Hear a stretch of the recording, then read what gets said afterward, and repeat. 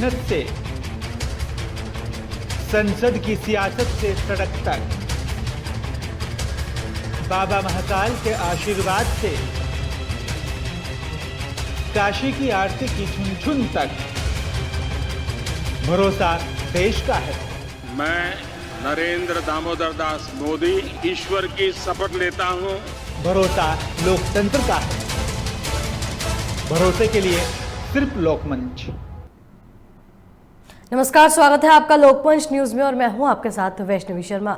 Loan moratorium मामले में केंद्र सरकार ने सुप्रीम कोर्ट में हलफनामा दाखिल किया है, जिसमें कहा गया है कि 2 करोड़ तक के ऋण के लिए चक्रवृद्धि ब्याज माफ करने के अलावा कोई और राहत देना राष्ट्रीय अर्थव्यवस्था और बैंकिंग क्षेत्र के लिए हानिकारक हो सकता है।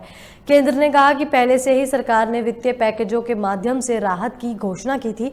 उस पैकेज में और ज्यादा छूट जोड़ना संभव नहीं है। चक्रवृद्धि ब्याज की छूट और ऋण पर विभिन्न क्षेत्रों को राहत देने पर केंद्र सरकार ने सुप्रीम कोर्ट में हलफनामा दाखिल किया है। वहीं हलफनामे में केंद्र ने कहा कि पॉलिसी सरकार का डोमेन है और कोर्ट को सेक्टर विशिष्ट वित्तीय राहत में नहीं होना चाहिए। केंद्र ने यह भी कहा कि जनहित याचिका के माध्यम से क्षेत्र विशेष के लिए राहत की मांग नहीं की जा सकती।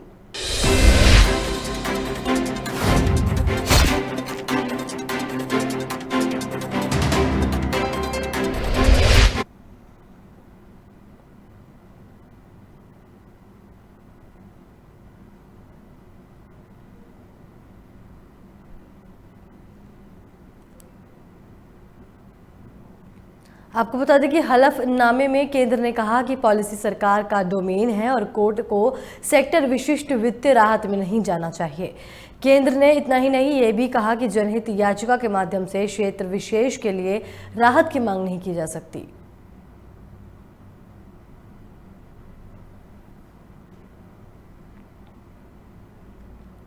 इस समय की बड़ी खबर गाजीपुर से है। आपको बता दें कि गुरुवार को एसडीएम कोर्ट ने एक फैसला दिया है, जिसके बाद आपको बता दें कि मुख्तार अंसारी के होटल को ढहाने के लिए निर्देश मिल गए हैं, जिसके बाद बताया जा रहा है कि होटल गिराने के लिए नगर पालिका को नामित किया गया। साथ ही आपको बता दें कि होटल ढहने के लिए 1 सप्ताह का समय दिया गया है।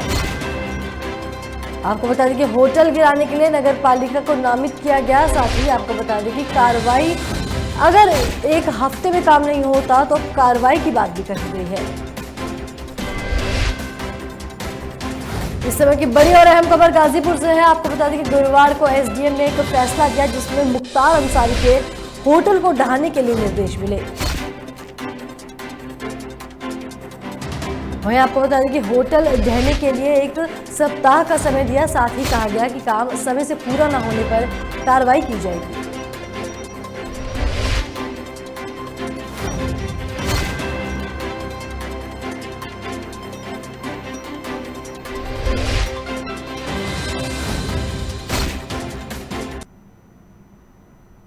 आर्मेनिया और अजरबैजान क्षेत्र में पिछले कुछ दिनों से जारी संघर्ष पर विराम लगने के लिए तैयार हो गए हैं। यही नहीं, दोनों ही इस संघर्ष में मारे गए लोगों के शव भी एक दूसरे को लौटाएंगे। दरअसल रूसी विदेशी मंत्री सर्गेई लावरोव ने कहा कि आर्मेनिया और अजरबैजान ने संघर्ष विराम का समर्थन किया है। उन्होंने कहा कि नागोर्नो काराबाख क्षेत्र में अजेरिया और जातीय आर्मेनियाई सेना के बीच संघर्ष में मारे गए लोगों के शवों और कैदियों का आदान प्रदान भी किया जाएगा।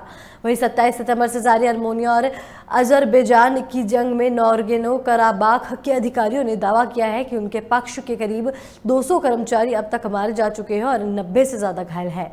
साथ ही अजरबैजान ने सैनिकों के हताहत होने की जानकारी तो साझा नहीं की, लेकिन 24 नागरिकों की मौत और 121 के घायल होने की बात कही है।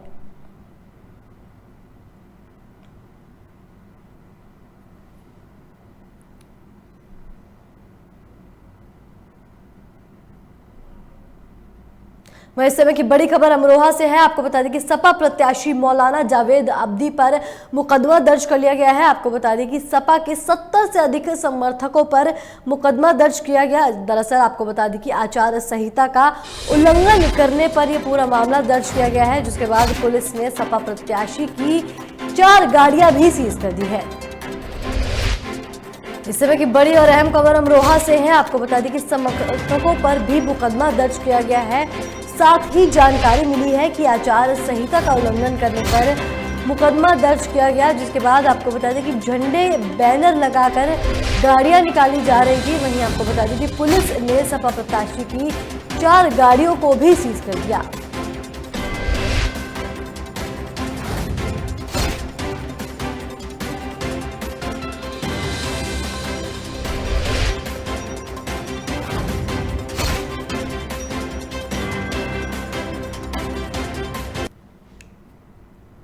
उत्तर प्रदेश में 20 दिनों के दौरान कोविड-19 के 27,000 एक्टिव केस कम होने पर संतोष व्यक्त करते हुए मुख्यमंत्री योगी आदित्यनाथ ने कोरोना वायरस संक्रमण की चेन तोड़ने के लिए बचाव और उपचार के व्यापक प्रबंध निरंतर जारी रखने के लिए कहा है।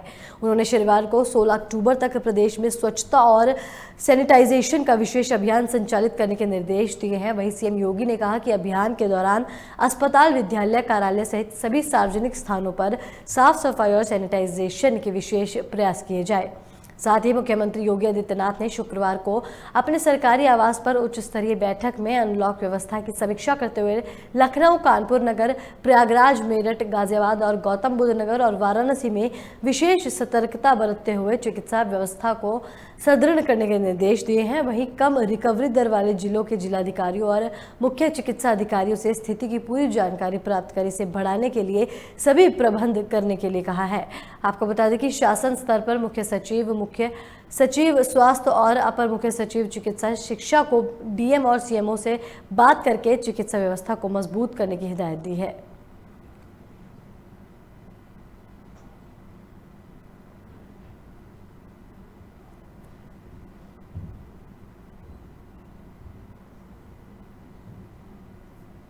इस समय की बड़ी खबर लखनऊ से है। आपको बता दें कि आपने राज्यसभा सांसद को सम्मानित किया। आपको बता दें कि संजय सिंह को गांधी और पीजी सम्मान से सम्मानित किया गया। साथ ही आपको बता दें कि बियर की बोतल से महात्मा गांधी की तस्वीर हटवाने के लिए संघर्ष किया था, जिसके बाद संजय सिंह को गांधी और पीजी से सम्मानित किया गया। आपको बता दें कि संजय सिंह ने बियर की बोतल से महात्मा गांधी की तस्वीर हटवाने में संघर्ष किया था। साथ ही बताया जा रहा है कि इजराइल कंपनी ने बियर की बोतल पर महात्मा गांधी की तस्वीर लगाई थी, जिसके बाद महात्मा गांधी नेशनल फाउंडेशन का चयन किया गया। साथ ही सांसद संजय सिंह ने मुद्दे को लेकर कदम उठाया।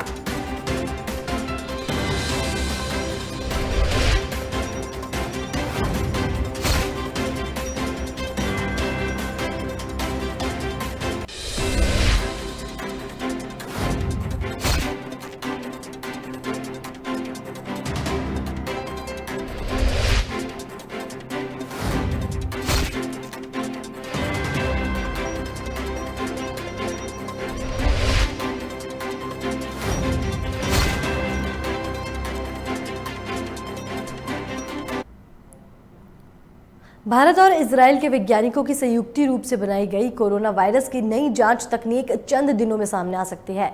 आपको बता दें कि ओपन स्काई नाम दिया गया है, जिसके बाद वहीं तकनीक का सबसे बड़ा लाभ यह है कि व्यक्ति को एक विशेष तरह से ट्यूब में फूंक मारनी होगी, जिसके बाद 1 मिनट के भीतर जांच रिपोर्ट मिल जाएगी और पता चल जाएगा कि उसके भीतर कोरोना वायरस है या नहीं।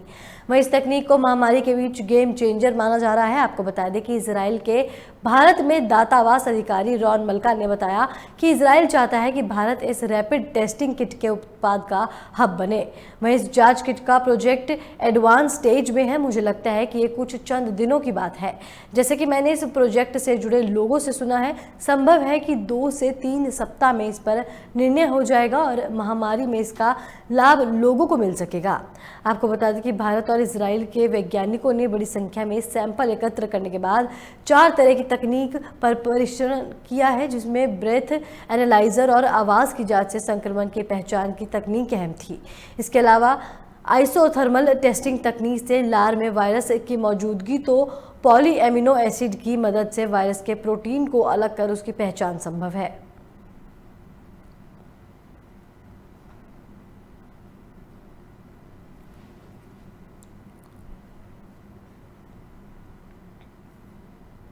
फर्रुखाबाद से इस समय की बड़ी खबर आ रही है। आपको बता दें कि फर्रुखाबाद में दबंगों के हौसले लगातार बुलंद देखने को मिल रहे हैं, जिसके बाद आपको बता दें कि मामूली से विवाद पर दबंगों ने धारदार हथियार से हमला कर दिया। वहीं आपको बता दें कि महिला और महिला के पुत्र पर हमला कर दिया दबंगों ने, जिसके बाद दोनों घायलों को सीएचसी कमलालगंज में भर्ती कराया। आपको बता दें कि पूरा मामला थाना जहानगंज के जहांगीरपुर का है, जहां आपको बता दें कि दबंगों के हौसले देखने को मिले हैं। आपको बता दें कि दबंग लगातार बुलंद होते जा रहे हैं, जिसके बाद आपको बता दें कि दबंगों ने मामूली सी विवाद को लेकर महिला और महिला के पुत्र पर धारदार हथियार से हमला कर दिया। इस समय की बड़ी और अहम खबर फर्रुखाबाद से है, जहां आपको बता दें कि मामूली विवाद के चलते दबंगों ने एक महिला और उसके पुत्र पर हमला कर दिया, जिसके बाद आपको बता दें कि आनन फानन में घायलों को सीएचसी कमालगंज में भर्ती कराया।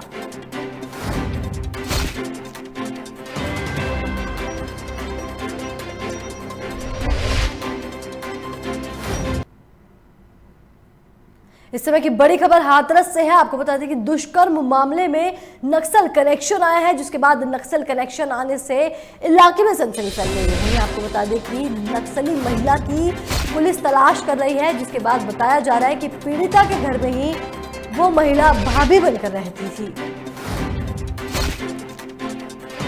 इस समय की बड़ी और अहम खबर हाथरस से है, जहां बताया जा रहा है कि दुष्कर्म मामले में नक्सल कनेक्शन अब सामने आया है, जिसके बाद नक्सल कनेक्शन आने से पूरे इलाके में सनसनी फैल गई है। वहीं आपको बता दें कि पुलिस नक्सली महिला की तलाश लगातार कर रही है, जिसके बाद बताया जा रहा है कि पीड़िता के घर में वो महिला भाभी बनकर रहती थी।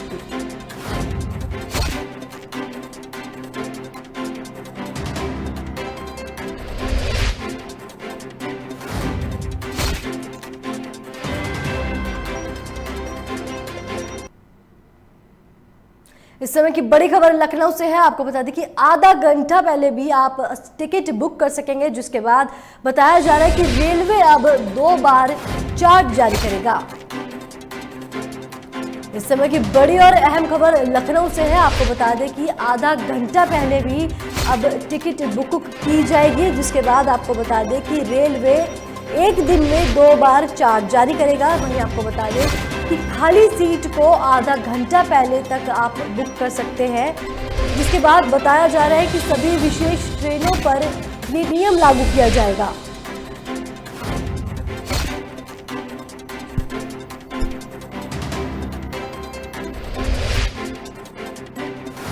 आपको बता दें कि इस समय की बड़ी और अहम खबर लखनऊ से है, जहां बताया जा रहा है कि अब आधा घंटा पहले भी ट्रेन की टिकट बुक कर सकेंगे, जिसके बाद आपको बता दें कि रेलवे एक दिन में 2 बार चार्ज जारी करेगा।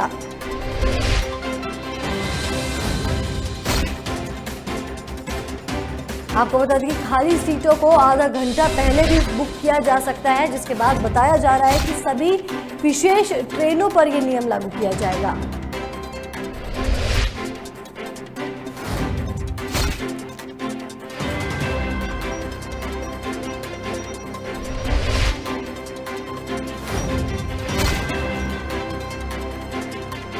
इस समय की बड़ी और अहम खबर लखनऊ से है। आपको बता दें कि अब रेल टिकट आधे घंटे पहले भी बुक हो जाएगी। वहीं आपको बता दें कि ये नियम सभी विशेष ट्रेनों पर लागू किया जाएगा।